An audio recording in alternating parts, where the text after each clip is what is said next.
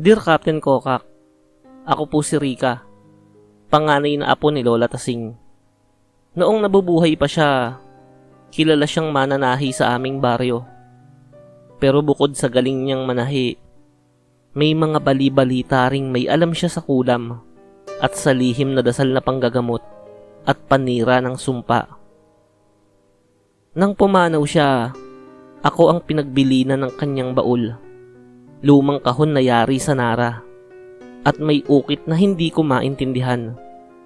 Sabi ni Mama, wag ko raw itong buksan, pero hindi ko na rin napigilan ang sarili ko.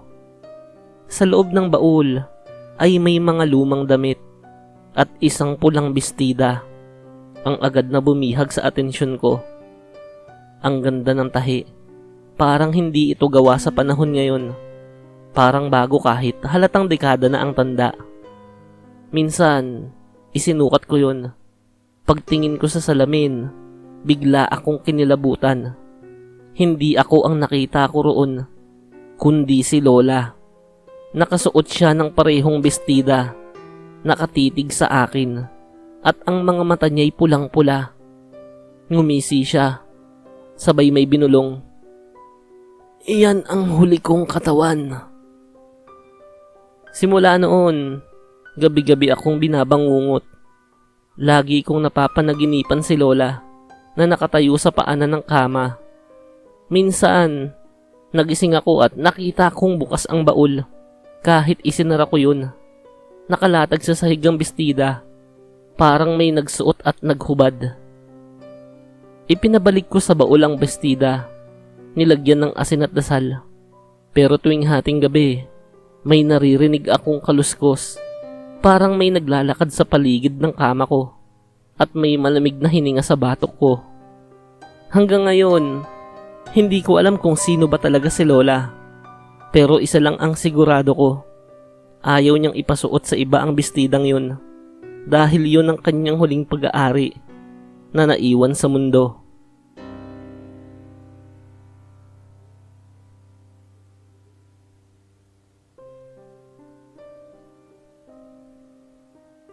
Dear Captain Kokak, noong una kong makita ang bestidang yun sa ukay-ukay, parang may humila sa akin para bilhin ko yun. Puti ang katawan, itim ang lining, at may eleganteng disenyo. Bagay na bagay sa isusuot ko para sa dorm party. Pag uwi ko, agad ko itong sinukat. Ang ganda, para akong prinsesa sa salamin. Pero sa gilid ng mata ko, may aninong dumaan. Pagharap ko sa likod, wala namang tao. Sa party, pinupuri ako ng mga kaklase ko. Pero may isa sa kanila ang nagsabi, "Uy, kaninong kasama yung babae sa sulok?" Lumingon kami. May babaeng nakatayo roon. Parehong-pareho ang bestidang suot namin. Pero duguan ang mukha niya at maitim ang mata. Pagbalik ko sa dorm, sinubukan kong sunugin ang bestida. Hindi nasusunog. Ilang beses kong pinagsasaksak ng gunting, pero hindi man lang napunit. Sa tuwing isinasabit ko yun, lumalabas ang mga mantsang hindi ko alam kung saan nanggaling. Minsang nagising ako sa kalagitnaan ng gabi. Nakita ko ang sarili kong suot ulit ang bestida, kahit itinali ko na ito sa cabinet. Lumapit ako sa ukay vendor. Matanda siya at nakapikit ang isang mata. Nang ipinakita ko ang larawan ng bestida, napasigaw siya. "Diyos ko, andyan pa rin yan. Iyan ang suot ng anak kong pinatay dahil ayaw niyang magpakasal sa lalaking mayaman." May sumpa raw ang bestidang yun. Pinaglalagakan ng galit at paghihigante. Hindi ko na alam kung nasaan ang bestida ngayon. Nawala na lang siya isang araw. Pero gabi-gabi, parang may humahaplos sa leeg ko.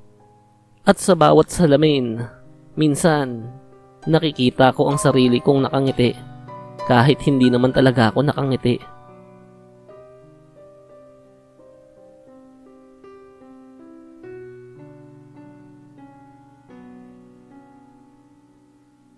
Dear Captain Kokak, Bilang wedding coordinator, maraming kakaibang bagay na akong nasaksihan. Pero ang pinakakakaiba ay noong kasal ni Nadina at Arman. Isang araw bago ang kasal, nag-back out ang isa sa mga abay. Nag-aalangan na kami. Pero biglang may babaeng lumapit habang nagsusukat kami ng gown. Mahinhin, payat, at nakasuot ng itim. "Ako na lang po ang papalit," sabi niya. Nagulat kami pero dahil kumpleto na siya sa suot at tila handa naman, pinayagan na namin. Noong araw ng kasal, maganda ang takbo ng lahat. Ngunit nang makita ko ang picture niya sa mga litrato, hindi ko maipaliwanag kung bakit parang baliktad ang ulo niya sa ilan sa mga kuha. Parang nakayuko, pero nakangiti pa rin sa kamera. Kinabukasan, habang nag-honeymoon dapat ang bagong kasal, nabalitaang namatay si Arman sa isang aksidente. Nang dumalaw ako sa burol, nilapitan ako ng lola ni Dina at binulungan. "May sumama sa kasal na hindi dapat. Iyon ang babaeng pinatay sa simbahan. 5 taon na ang nakararaan.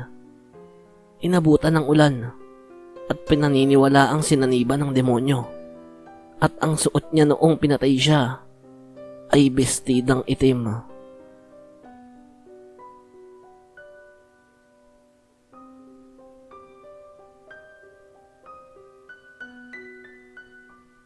Dear Captain Kokak, lumipat ako sa isang lumang apartment sa Baguio. Tahimik at mura. Pero may kakaiba sa unit ko. Sa likod ng pintuan ng banyo ay may nakasabit na puting bestida. Sinubukan ko yung tanggalin pero bumabalik ito kinabukasan. Kahit saan ko pa to itapon. Tuwing gabi, naririnig ko ang pinto ng banyo na unti-unting bumubukas. Akala ko hangin lang. Pero isang gabi, habang naliligo ako, naramdaman kong may malamig na kamay na humaplos sa batok ko. Napasigaw ako. Pagbukas ko ng shower curtain, wala namang tao. Pero basa ang sahig ng banyo. Para bang may naglakad doon. Kinausap ko ang landlord. Umiling siya at sinabing, "Huwag mong alisin ang bestida. Para ipakita mong nire-respeto mo siya. Ang dating nakatira kasi dyan, babaeng buntis eh. Iniwan ng lalaki. Nagpakamatay sa banyo. Suot niya yung bestidang yan." Hindi na ako nakatulog ng maayos. Pagkatapos noon, laging may aninong dumaraan sa likod ng pintuan. Hanggang sa gabi, nakikita ko siyang nakatayo sa tapat ng salamin. Puting-puti, walang mukha, at suot ang bestida.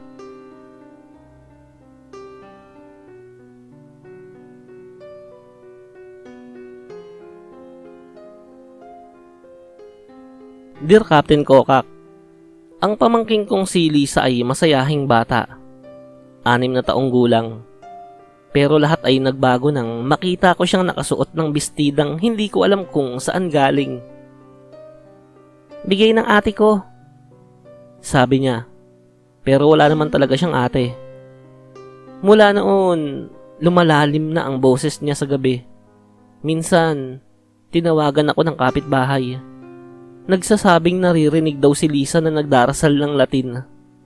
Nang minsan ay tanungin namin siya kung sino ang ate na sinasabi niya. Sumagot siya, Si Ate Clara. Siya ang dating anak ng nanay mo na hindi niya ipinanganak. Siya ang pinaglihi sa bestida." Kinilabutan ako. Hindi pa ako buhay noong mga panahong yun. Pero nang tanungin ko si Mama, bigla siyang umiyak. Aminado siyang minsang nagpalaglag ng anak at isinilid ang ginamit niyang bestida sa loob ng punso bilang alay. Ipinatawag namin ng albularyo. Ayon sa kanya, ang bestidang iyon ay naging sisidlan ng kaluluwa. At sa tuwing isusuot ito ng bata, pinapasok ng espiritu ang katawan nito. Tinapon namin ang bestida sa gitna ng apoy sa sementeryo. Napaso ang mga palad ko. Pero hindi ko yun ininda. Ang mahalaga, wala na si Ate Clara. Ngunit isang gabi, nakita ko si Lisa sa bintana. Nakatingin lang sa akin. At sa likod niya, may batang babaeng nakaputi at suot ang parehong bestida na sinunog na namin.